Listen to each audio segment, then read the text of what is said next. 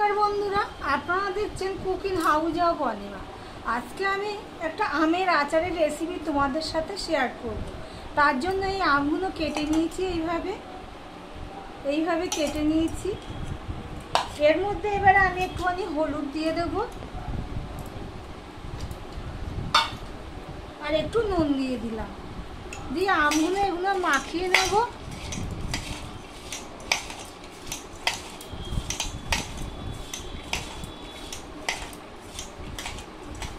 মাখিয়ে নিয়ে আমি এগুলো 2 ঘন্টার জন্য রোদে দিয়ে দেব। আম রসুনের মিক্সড আচার বানানোর জন্য আমি এখানে একটা কড়াই বসিয়ে দিয়েছি। কড়াই গরম হয়ে গেলে এখানে আমি তেল দিয়ে দিচ্ছি, সর্ষের তেল। আমি সর্ষের তেল দিয়ে দিলাম।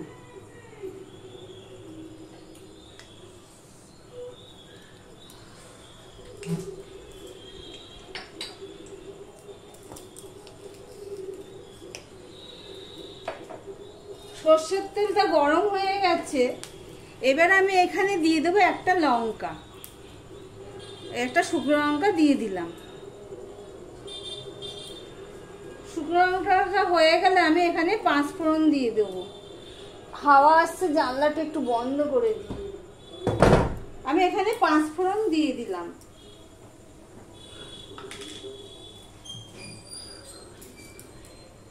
লাল লাল হয়ে গেছে। এখানে আমি আম কেটে রেখেছিলাম, সেটা রোদে 2 ঘন্টা দিয়ে রেখেছিলাম। যা রোদের তাপ, আর এই রসুনটুকু আমি নিয়েছি। রসুনটা আমি কুচি করিনি, আমি কি করেছি একটু থেতো করে নিয়েছি। এবার আমি সবার প্রথমে এই রসুনটা দিয়ে দিচ্ছি।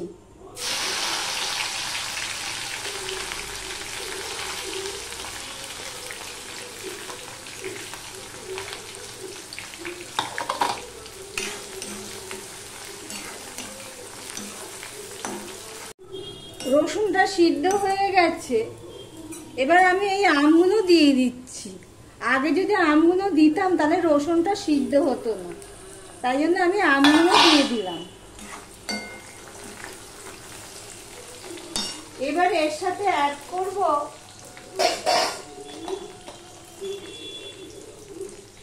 এই নুনটা দিয়ে দিলাম। 2 চামচ মতন এমনি নুন দিলাম। এই 1 চামচের একটু কম হয়েছে, আর একটু দিয়ে দিলাম বিট নুন। এই দিয়ে আমি ভালো করে নেড়ে চেড়ে নেব। আমটা যতক্ষণ না সিদ্ধ না হচ্ছে ততক্ষণ আমি এটা হতে দেব। আমটা সিদ্ধ হয়ে গেছে। এবার আমি এখানে একটু হলুদ দিয়ে দেব।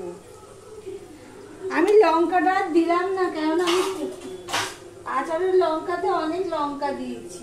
এবার এখানে আমি দিয়ে দিচ্ছি 2 চামচের মতন সর্ষে পাউডার। এটা আমি মিক্সিতেই গুঁড়ো করে নিয়েছি ঘরে। 2 চামচ সর্ষে পাউডার দিয়ে দিলাম।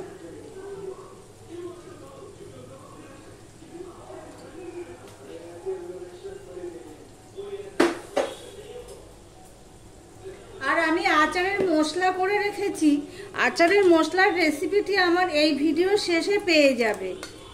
এখানে আমি আচারের মশলা দিয়ে দিলাম 2 চামচ।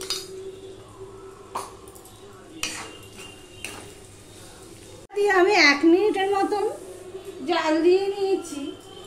এবার আমি এর মধ্যে আবার একটু সর্ষে পাউডার দিয়ে দেবো। 1 চামচের মতন সর্ষে পাউডার, 1 চামচ আর একটু সর্ষে পাউডার দিয়ে দিলাম। আর একটু আচারের মশলাও দিয়ে দিলাম। 1 চামচের মতো আচারের মশলা দিয়ে দিলাম। তার মধ্যে আমি দিয়ে দিলাম এই স্বাদ অনুযায়ী চিনি। আমের টক অনুযায়ী তোমরা মিষ্টি দেবে। রেসিপিটি যদি ভালো লেগে থাকে লাইক কমেন্ট শেয়ার সাবস্ক্রাইব করার অনুরোধ রইল। তা আমি আবারও দেবো। চিনি থেকে জল বেরোবে, ততক্ষণ পর্যন্ত এই জলটা শুকানোর জন্য আমি অপেক্ষা করব। আর আমি এই রান্নাটা লো টু মিডিয়ামে করছি। এখন তো আমি লো করে দেবো, কেননা আমার তেলটা জলটা শুকানোর জন্য, আর তেলটা তাড়াতাড়ি উড়ে যাবে বলে একদম লো করে দিয়ে আমি ফুটিয়ে নেব।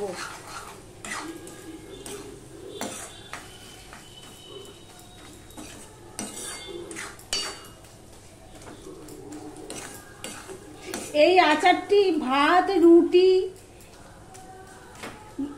তারপরে খিচুড়ি বলো, মুড়ি মাখা বলো, সবেতে এই আচারটি খুবই ভালো লাগে।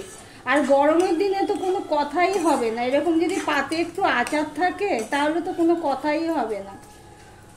তখন আমার আচার বানানো হয়নি, আমার ছেলে বললো মা একটু আচার কিনবে, তা আমি অল্প একটু এই রসুনের আচারটাই কিনে এনেছিলাম। ওই খাওয়া শেষ হয়ে গেছে, তাই আবার একটু আচার করলাম, সেটাই তোমাদের সাথে শেয়ার করলাম। এই আচারটা তোমরা বাইরে রেখে দিতে পারবে, মাঝে মধ্যে রোদে দেবে। এই আচারটা করার সাথে সাথে না খেয়ে, যে কোনো আচারে করার সাথে সাথে না খেয়ে যদি কিছু এক আধ দিন রোদে দেওয়ার পরে, 2-4 দিন রোদে দেওয়ার পরে তারপর খাওয়া যায়, তাহলে স্বাদটা আরো বেড়ে যায়। আচার আমার রেডি হয়ে গেছে। এবার আমি ঠান্ডা হলে একটা বয়মে ভরে নেব, কাচের পরিষ্কার বয়ম আগে থেকেই রেডি করে রেখেছি। এই দেখো, কাচের এই বয়মেই আমি ভরে নেব আচারটা ঠান্ডা হওয়া পর্যন্ত। তাহলে ভিডিওটি এখানেই শেষ করলাম, আবার অন্য কোনো ভালো ভালো ভিডিও নিয়ে চলে আসবো। প্লিজ পাশে থেকো, সাথে থেকো। আর যারা আমার ভিডিওটি দেখছো সাবস্ক্রাইব করোনি, তাদের অনুরোধ করব আমার চ্যানেলটি একটু সাবস্ক্রাইব করে দিও। আজকের মতো এখানেই টাটা। একটা আচারের রেসিপি মশলা তোমাদের সাথে শেয়ার করছি। এখানে 2 চামচ পাঁচফোড়ন নিয়েছি, এই চামচে 2 চামচ ধনে, 2 চামচ জিরে, আর এই কটা 5টা লঙ্কা নিয়েছি। এগুলো আমি ভেজে নেব ভালো করে, একটু টেলে নেব। ভাজার থেকে একটা সুন্দর গন্ধ বেরোলে আমি গ্যাসটা অফ করে দেব।